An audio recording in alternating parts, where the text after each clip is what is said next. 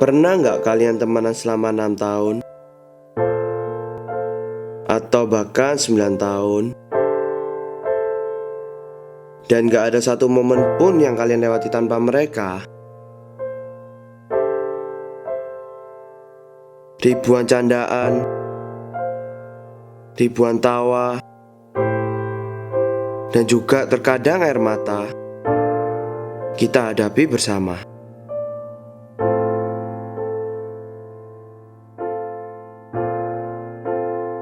Pak, lah Pak, beda piro mental lho Pak. Iya Pak, satu kali lah Pak. Bagus ya. Kita bohong sekarang.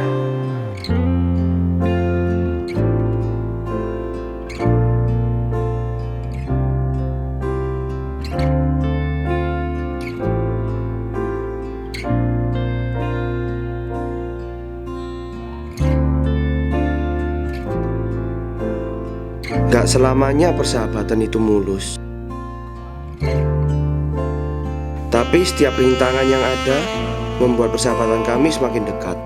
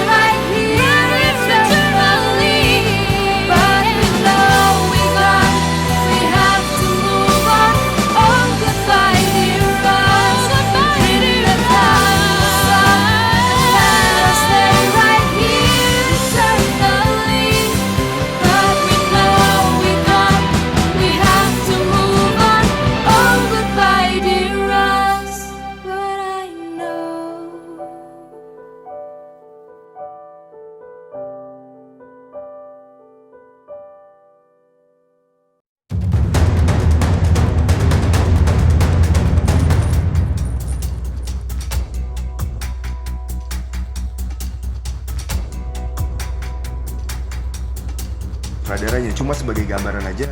Normally kita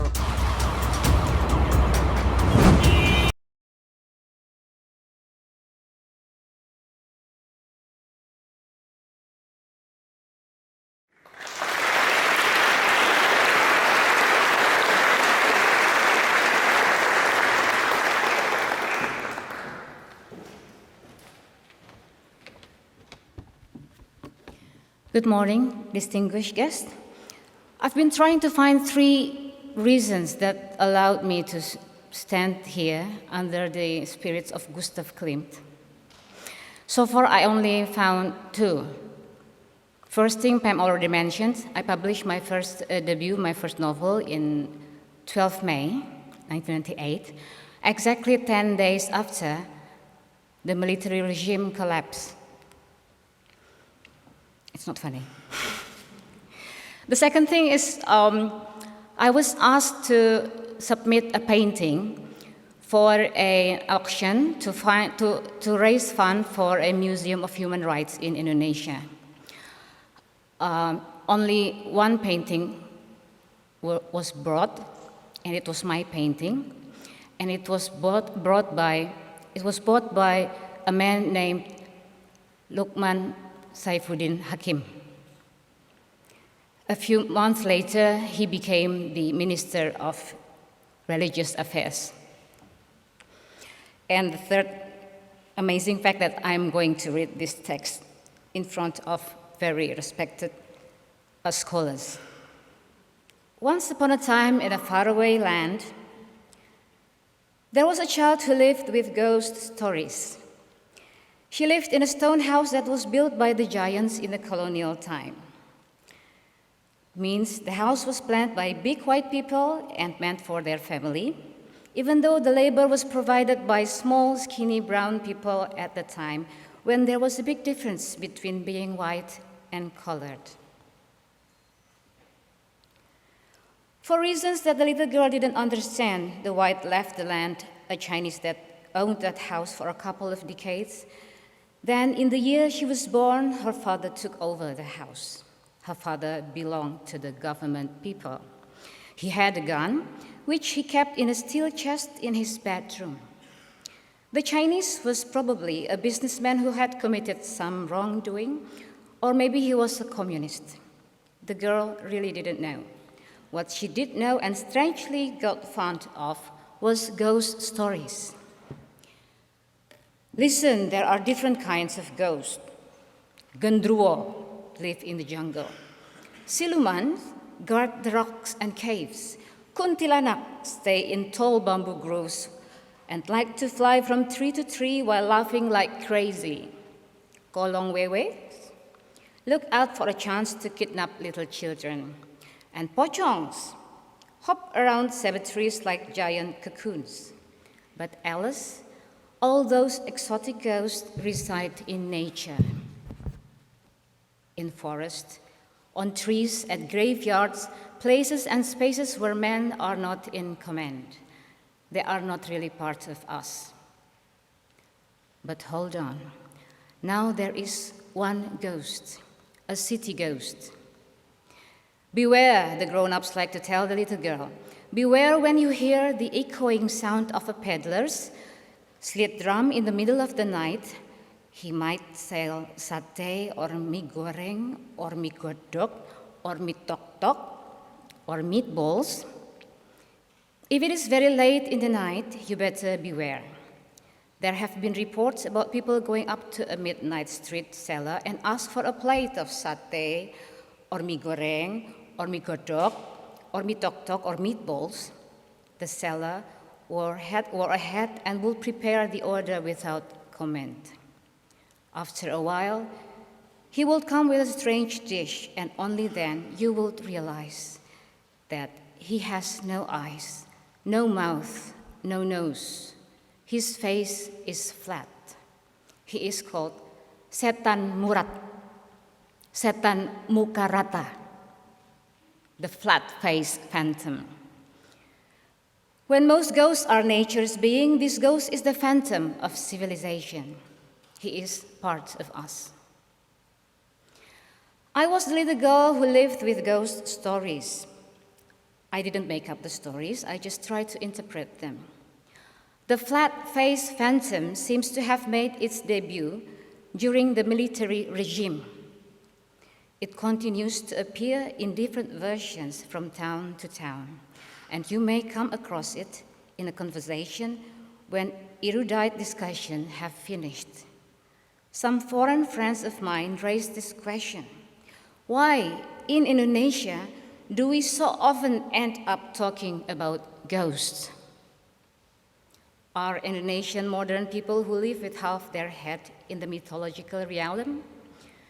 Now, as the girl who grew up with ghost stories, I want to invite you to see ghosts not as a mere superstition. Let's be more appreciative about ghosts, because I love them, and because our modern visions are not so different from apparition of ghosts. Pak Ben Anderson, especially in Imagined Communities, explained beautifully and insightfully about how imagination has shaped a nation. Indonesia is a vision made true. Republik Indonesia started with the ghost of meaning. But if you don't want to call it ghost, We can call it spirit.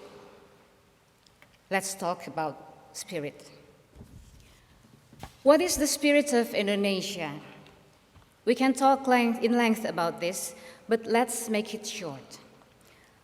In a number of crucial crises in Indonesia's history, for example, the 1965-66 turmoil or the 1998 Reformasi and its following consequences and consensus, Indonesians stand to read the outcome of the crisis as the triumph of Pancasila and Bhinneka Tunggal Ika. Of course, history is written by the winner, and that doesn't make it necessarily bad.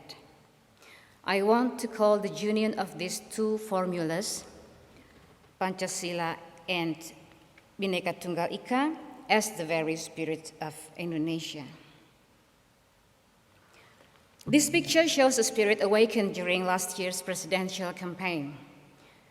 This massive gathering of volunteers had a double motives. One, to continue an ancient spirit of diversities, kebhinekaan, that was deemed threatened by the rivaling parties at the time, and two, at the same time, to bring a new spirit. But what is a spirit? Am I not being unfair to those who don't believe in the spirits? I grew up with ghost stories. Can I have a common language with those who like ghosts in their lives? The spirit is technically the ancient or non-ancient codes that pass through time. I am, of course, inspired by Dawkins' meme. The spirit is not only an energy that moves people at certain times, it is also a set of codes that replicates through the centuries. Like language, it has synchronic and diachronic aspects. Interestingly, the Indonesian language has several words for giving birth to a newborn. One of them is persalinan, which also means copying, duplicating, replicating, transcribing. From root word salin, when a woman bersalin, she gives birth to a baby. When a person menyalin, he or she copies something. The social copying of codes happens in a formal as well as in an informal way, through individual will as well as communal pressure, through practice and through law. Indonesia's founding parents give birth to a nation with a set of particular codes for its existence. The smallest parties or the basis of the set is likely the one sentence, Bhinneka Tunggal Ika, or the unity in diversity, the nation's slogan, and next to it is Pancasila, our state foundation. Those who studied Indonesia's history know that this consensus on this set of code has not been without challenge since its inception. The challenge came from the Islamist groups who wanted to include the Sharia into the state's principles. Aware of the future complication, the Christian groups chose to withdraw from nation building if the Sharia was to be included in its foundation. The consensus was, finally, to keep no mentioning of any specific religion in the Pancasila as it had been proposed. However, there was a compromise about the order of the 5 principles. As we have it now, the belief in God became the first principle. The earlier version of Pancasila did not put faith as a first priority. And when they did mention ketuhanan, technically would be godity or godism, but we better translate it as belief in God, they did not mention the one God. Now we see that the monotheistic faith has transmitted part of its code into the set of codes that becomes the DNA of Indonesia, for better or worse. To be frank, I don't know the benefit of having the belief in one God in my state's foundation, because so far I can only see the complication of a monotheistic will of power, which I will talk about later. I think it's better to have spirituality. The formal coding of Pancasila is worth examining for a moment because it shows how translation or recoding to other language proved to be not very easy, and this difficulty relates to another complexity. The 5 principles in English Wikipedia are: believe in one God, or believe in the one and only God. 2, just and civilized humanity, the unity of Indonesia, democracy guided by the inner wisdom in the unanimity arising out of deliberation amongst representatives, social justice for all of the people of Indonesia. To tell you the truth, it doesn't feel the same in my language. It doesn't feel the same. I have lived with ghost stories. I grew up with the formula of Pancasila in my native language. I don't find them strange until I'm outside the languages. The language of ghosts, the language of Indonesia. Once you are in the exterior, you start to lose the interior comprehension. This is the complexity I want to explore a little further. It's like when you wake up from a dream, you no longer understand your dream. Looking from the exterior, I began to cry. How come they sound so weird now? This just and civilized humanity. Is there unjust and uncivilized humanity? This democracy guided by the inner wisdom in the unanimity, blah, blah, blah. Very difficult. And this belief in one and the one and only God. How come most of the things now appear to be in weird shapes? There are several intricacies relating to this matter, but I want to stress the difference in the capacity to understand when you are inside or outside. When we concentrate on the replication of codes, we see things from the outside. We tend to lose the capability to comprehend the meaning. We only know the structure, but we lose the meaning. From the outside, the spirit of Indonesia is the replicating of certain codes by which there will be a continuing identity. The replicating process takes place through daily practices, discourse and law, and through regular political consensus. An example from last year's presidential election, the winner was the group that refrained from religious fanaticism. The national consensus, once again, opted for the side that doesn't exploit religious sentiment. In a sense, it replicated the set of codes agreed by Indonesia's founding fathers. The threat of pan-Islamism keeps lurking. That means, technically, the competition between the replication of pan-Islamic set of codes and the set of codes of Pancasila-Bhinneka Tunggal Ika keeps going on. However, to see the subject from a distance and to look at it as a matter of code replicating or code replication, our understanding is doomed to be devoid of meaning. But now, what is meaning? What is the meaning of Bhinneka Tunggal Ika and Pancasila? For this moment, I'll start with a simple thing. If something has a meaning for you, you will have a feeling for it. It will have a feel. It will have an interiority in you. It is not just an exterior code. It is an interior experience. Indonesian language has a word for the sum of feeling, sense, sensitivity, empathy, intuition, capacities alike, with which we know something through our experience and existence. It is rasa. The Japanese pronounce it a little bit differently and regard rosso very highly in their art and daily life. Now I shall define rasa or rosso as an interiority of the set of codes. Rasa is through which we feel the spirit or the codes.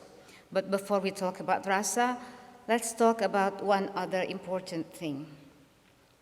Now Jokowi is president of Indonesia. People has begun to get disillusioned by the economic sluggish, the execution of capital punishment, his being undecisive on the battle against corruption, and his weak position against his party's elite. However, relating to our topic, the current Minister of Religious Affairs is worth our attention. He is the one who bought my painting. Unlike many of his predecessors, Lukman Hakim Saifuddin fights corruption in his department, he tackles religious disputes, he doesn't exploit fanaticism.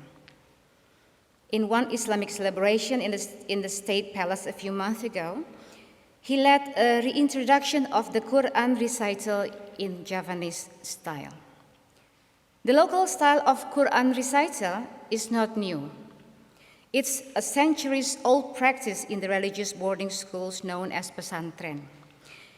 It became less known with modern standardization during the Suharto era, and it is really marginalized in the democratic era that coincides with the trend of globalization. But globalization is also read as Arabization. The reintroduction of Javanese-style Quran recital created a controversy and in turn revealed a rather forgotten concept of Islam Nusantara. This literally means Islam of the archipelago. The subject has been studied in some Islamic universities but has never really gone out from the campuses. Islam Nusantara is welcomed with high optimism as well as with controversy. Its supporters argue that it is just natural and good that Islam is expressed in local cultures. When a religion is expressed in native tongue, it will touch the rasa of the people. But its opponents argue that the notion is against the oneness of Islam. They condemn it as another kind of syncretism. Syncretism is another key word to understand Indonesia's history. Now, when I was in elementary school, my history teacher spoke about syncretism in a very positive tone. Syncretism is our ancestors' precious capability by which they settled differences and maintained peaceful unity. As a child of the military regime, I always thought that school teaches us what is good and bad, and certainly syncretism is a good thing. We were taught about the Shiva Buddhist temples of the past that showed the mixture of religious teachings, and we were proud of our ancestors' local genius. We learned about Negara Kertagama, a book by Empu Prapanca from the 14th century, in which our modern Indonesia founding fathers got their inspiration for Bhinneka Tunggal Ika. We read about Islam Waktu Telu, a traditional community that practices 3 instead of 5 times prayer, and other sects. We visited cemeteries and prayed according to our religion. It could be Islam, Christian, Hinduism, or Buddhism. So syncretism is a pillar of Bhinneka Tunggal Ika. I only get started to get confused about syncretism when I entered Universitas Indonesia. It was only there that I realized the monotheistic Puritanism's enmity towards syncretism. It caused me to become a bit disoriented. There is a rupture in my nation's history. Syncretism was good in the ancient time, but it is not good in the modern time. Why? Later on, I realized the opposition, not only among the preaching religions, but of the Puritan monotheist groups toward local spirituality called kebatinan. In literal translation will be innerity. Not being a religion, not being institutionalized, not having fixed identities, kebatinan is open to any teachings. Therefore, it is a mechanism of syncretism. From an exterior perspective, Syncretism is like software that will regulate different or contradicting contents in order that the computer can work and not explode. This is a set of processing codes that has managed to self-replicate for centuries in a massive amount in the body of Nusantara, so that we can call it the spirit of Nusantara or the spirit of Indonesia. But now it is opposed by the Puritans, especially the monotheistic Puritans. The battle of what seemed to be between syncretism and Puritanism made me think. My gut feeling is against Puritanism. European scholars may find this gut feeling too obvious. Secularism is a given thing in today's Europe. It's a different case in Indonesia, where in Indonesia, it's very common that graduating students will thank or dedicate their thesis in writing in the first page to God Almighty. Puji syukur kepada Tuhan Yang Maha Esa will be decorated the first page of the thesis. There are more and more postgraduate students who study on fellowship in Europe or US or Japan and come back home more religiously dogmatic. You can ask one of my friends here, I think Burhan Muhtadi, who did research on the very modern Islamic party, that members are very highly educated in the modern education. So to the surprise of European secular intellectuals, religious dogmatism is not a middle-aged phenomenon. On the contrary, it fits the postmodern era very well. The Puritans' attitude is usually intolerant toward difference. That makes them not nice. But what's wrong with their argument?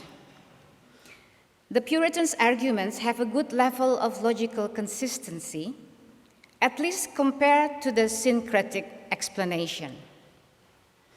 Now let us examine the competing codes that are reshaping Indonesia's identity.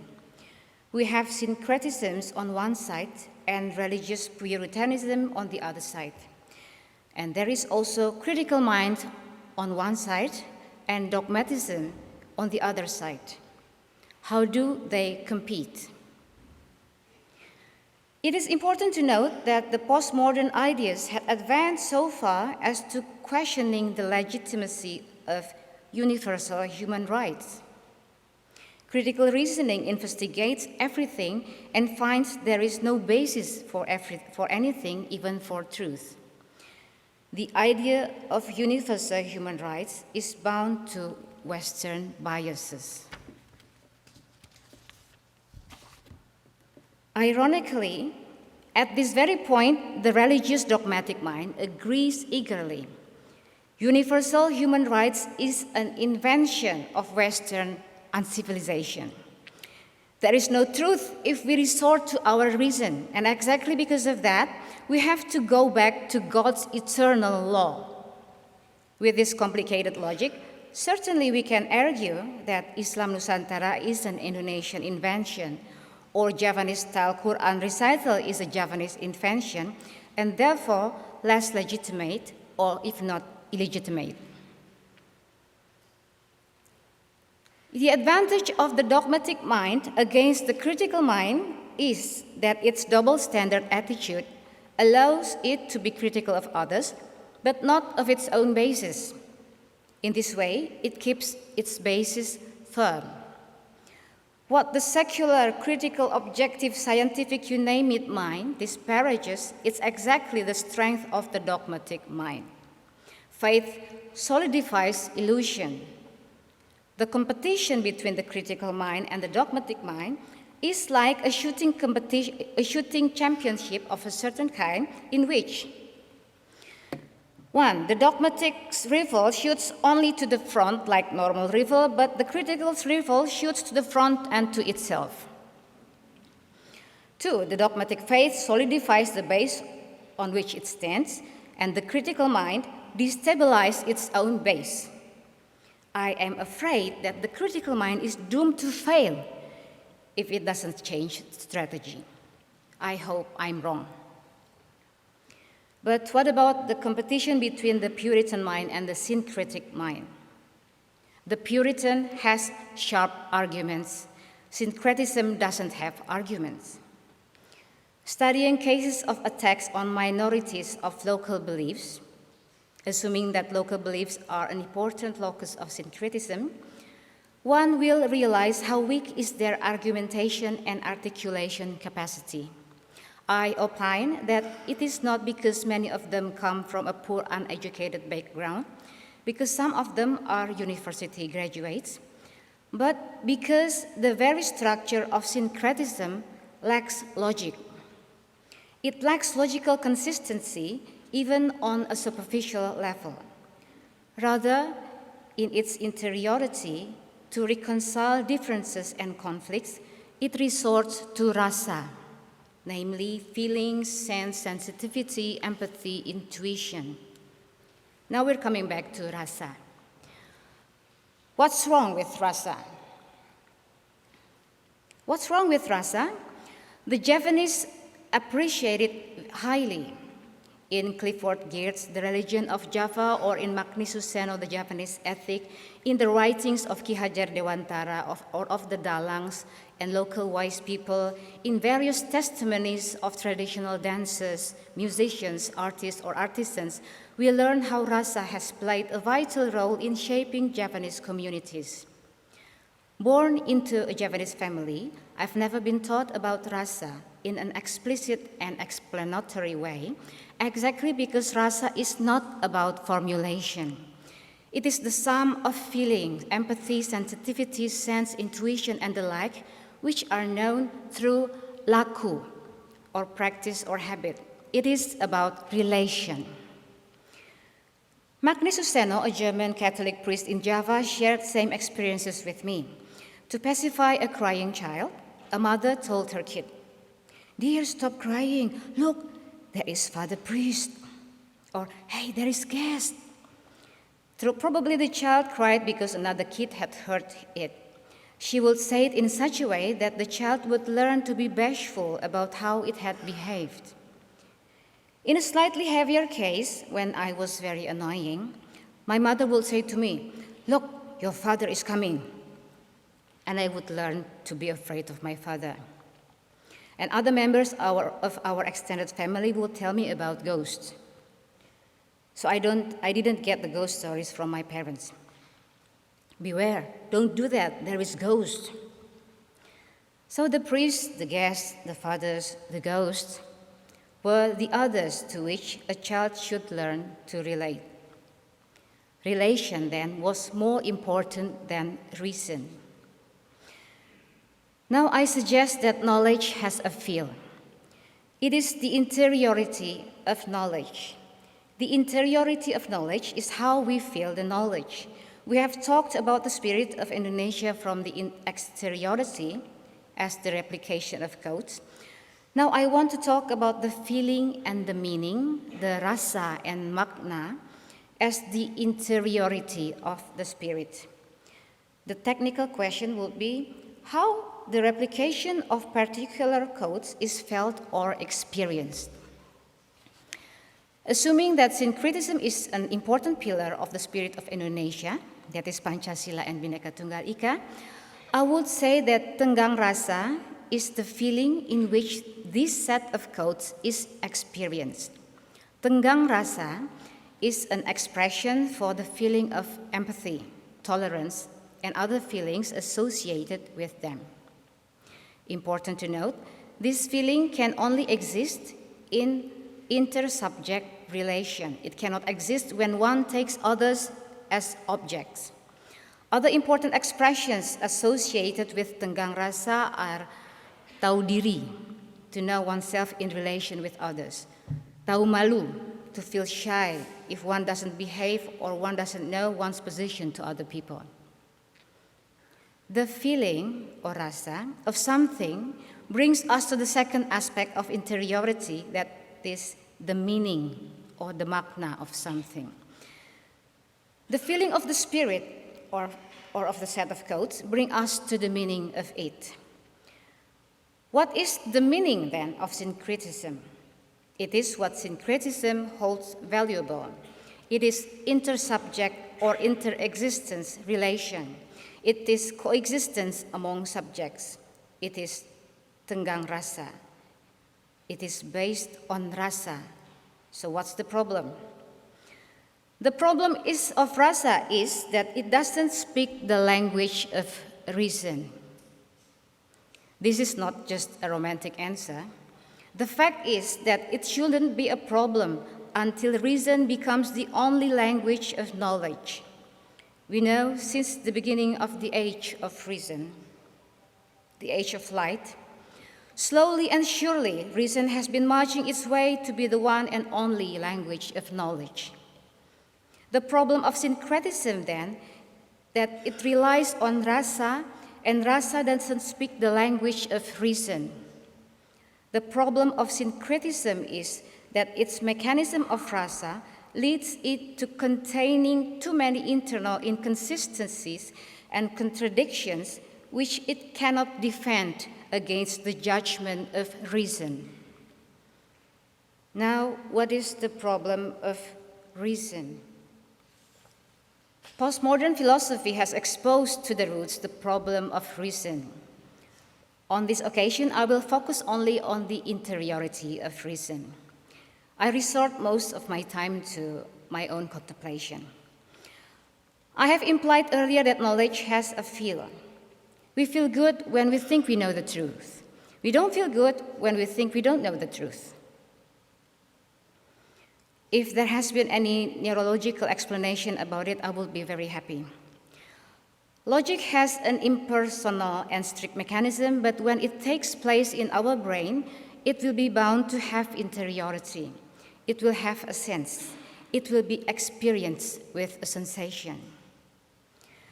The good sensation of reasonable truth links to the state of apprehension or control over something. We know knowledge is power, knowledge is about control. This makes reason very different from rasa, of which good feeling links to intersubject relation. The second big difference between them is regarding their mechanism. The mechanism of rasa is a play of balance and harmony. The mechanism of reason is progress that aims at truth. When it thinks it reaches the truth, it gives the brain an orgasm. It is a pleasure-seeking mechanism. Reason is then libidinal. Rasa is like love, reason is like sex. Imagining the interiority, that is how we feel the reasonable truth, unfortunately, the critical scientific mind and the religious dogmatic mind are not so much different. Both seek pleasure, the pleasure of truth. They may be different in how they formulate their truth. The critical mind may tend to be negative and deconstructive. It will likely say, there is no God and values are relative, while the dogmatic tends to be positive and constructive, like there is God and his words are fixed. But each side may accuse the other of reaching to a pseudo-truth. However, both are driven by reasonable pleasure and orgasm. The problem of reason, again, is that it is libidinal. Now let us go back to the situation in Indonesia. Indonesia has the spirit of Bhinneka Tunggal Ika, where harmony is maintained through a feeling of tenggang rasa, or empathy and tolerance, and potential conflicts are reconciled through synchronization, like Pancasila, and syncretism. The process has relied on rasa, but the problem of rasa is that it is likely to contain internal contradiction and logical inconsistencies. It cannot defend its paradoxes against the judgment of reason. On the other hand, especially since the age of reason, reason has nearly become the sole language for truth. Unfortunately, dogmatism is a legitimate part of this wave. The dogmatic's argument may be crude and primitive according to the critical scientific mind, but they are no different in the interior sensation. They feel the pleasure and the orgasm of truth. Truth is tempting and desirable. Now, this is the danger. If the critical scientific truth is too sophisticated and difficult, some people may resort to a quickie kind of truth and dogmatism. The problem we are having now in Indonesia as well in the world is that the domination of this libidinal reason is even fostered by the mass media and the digital information technology. There should be more scientific research on the content or other aspects of digital information technology. But as a journalist and as a writer, I have been involved in the formation of public opinion since the Suharto era. And without having to look too deep, the difference between the past time, the military time, with censored conventional media, and today, democracy and nearly uncensored conventional as well as new and social media, the difference is very obvious. In the past, you had to have courage to speak up. Now, everybody wants to be heard. In the past, people had to think before speaking. Now, people speak first and think later. Moreover, through content hits, anybody can follow and exploit people's desire. Through likes and retweets, truth becomes more pleasurable. What I find alarming yet challenging is this very short format of text of the new media. You have to be understood in 140 characters in Twitters. News gets shorter, even in print media, as if they are adjusting to a smartphone monitor.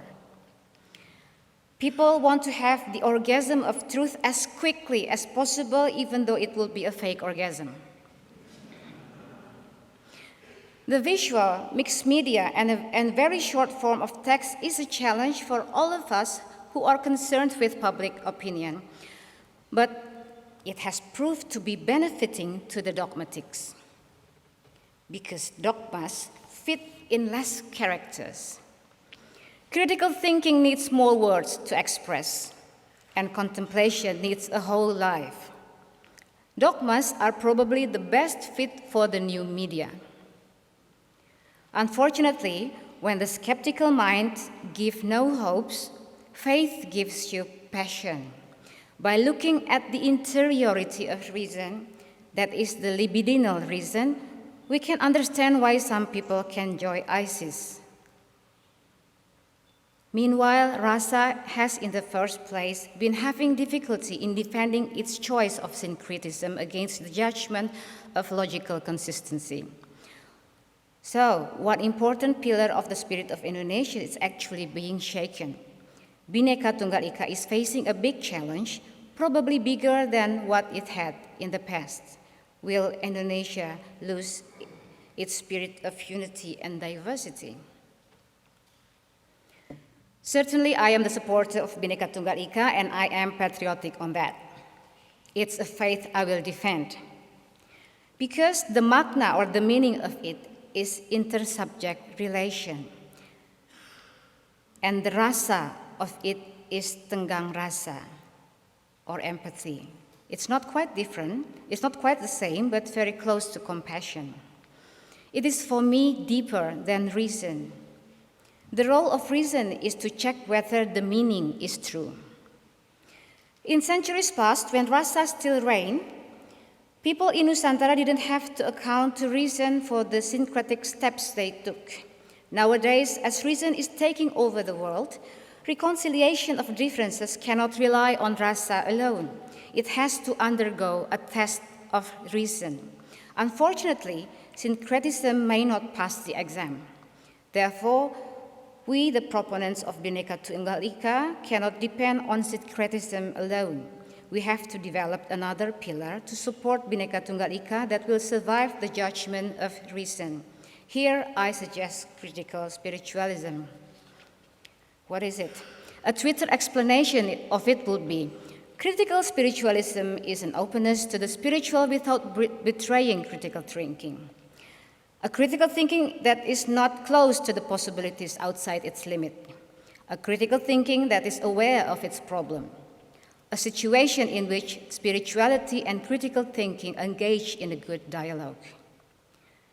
The dialogue between Habermas and Cardinal Ratzinger is an effort of this kind in the secular Europe. Not necessarily that Habermas is critical and Ratzinger is spiritual. In Indonesia, where most of the people are embracing religion, the major dialogue may need a different form. A symbolic Javanese-style Quran recital in the palace a few months ago has managed to reintroduce to wider audience the notion of Islam Nusantara, in which inculturation and intellectual exercise walk hand in hand. The proponent of Bhinneka Tunggal Ika in Indonesia, or of humanity in general, need to convince the world that a good dialogue between critical thinking and spirituality is possible.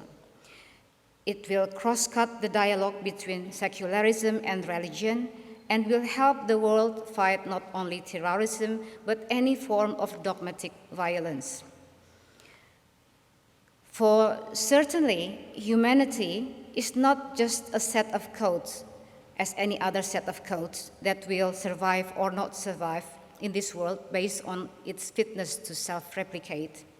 Certainly, humanism is different in its content, in its value and feeling from theocracy or even secularism. Theocracy, dogmatism, as well as secularism seek for truth. Humanity and humanism seek compassion. Those who accuse humanism of being an invention of Western civilization may look to the experience of Indonesia. Through the language of rasa, the Nusantara's people have articulated Bhinneka Tunggal Ika and various other expressions in languages of the archipelago. Humanity is an articulation in the language of reason, and it is historically Western, yes. However, if we look to the language of rasa, we will find a huge treasury of expressions in the same spirit in various cultures. The total sum of those vocabularies of reason and of rasa will make us understand that there is indeed a true spirit of being a subject who lives among subjects, of being an existence that exists among existences. We can regain our faith in a true spirit. Once upon a time in a faraway land, not only there were one little girl, but there were millions of children who lived with ghost stories. Ghost stories made them thrilled and made them scared, made them happy and made them sad. Ghost stories make us feel what is not real, but what is real. Strangely, the ghost is the common enemy of two mortal enemies, the religious dogmatic and the secular critical mind. In fact, it is not that strange, as the ghost appears in the language of rasa, while both eternal foes speak the language of reason. Now, listen to the echoing sound of a slit drum in the middle of the night. It may come from a peddler selling satay or mie goreng or mie godok or mie tok-tok or meatballs. And you may come across the flat-faced phantom.